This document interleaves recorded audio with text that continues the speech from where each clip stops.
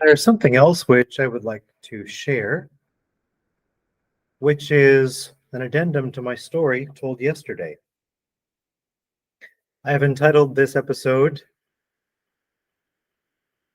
Early Childhood Activities Leading to Toddlers Having STDs. Isn't that fun?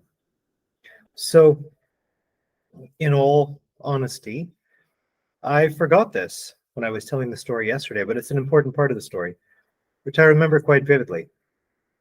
So, given the activities which my father began with me when I was about a year and a half old, namely utilizing his mouth to quote unquote pleasure me, obviously this performance of oral sex on a young child is very inappropriate, spiritually and morally and physically, but it also had another negative side effect, which was that it allowed my young body to be contaminated by the mouth of an adult man that had probably been some places it should not have been. So this led to my being diagnosed with a case of genital warts when I was about 4 years old, specifically warts inside of my penis. The pediatrician who discovered this was very alarmed.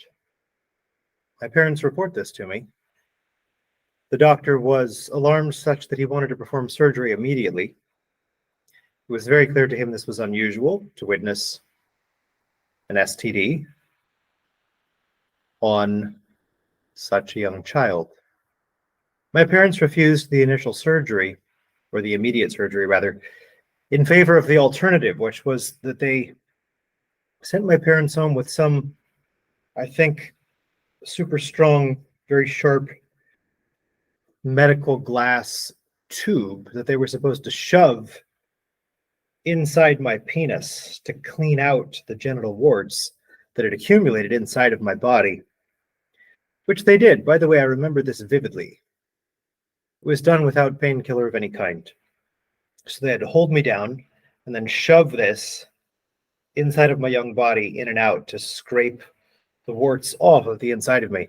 I remember exactly how that felt. So we're talking something like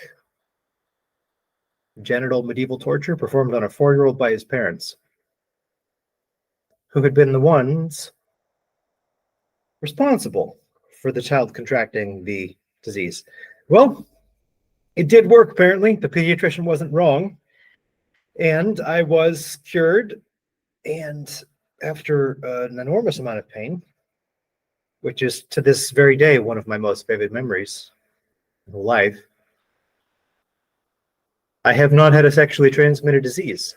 And I've been in very good health my entire life. So I'm very grateful for the healing God provided in my body and the spiritual and psychological transformation. That is something that really put off till much later in life. But to bring this to consciousness and to make it public seems to be an important part of healing, because now I have to support the healing of others. And too many people have the impression that these things are what we cannot speak of or should not.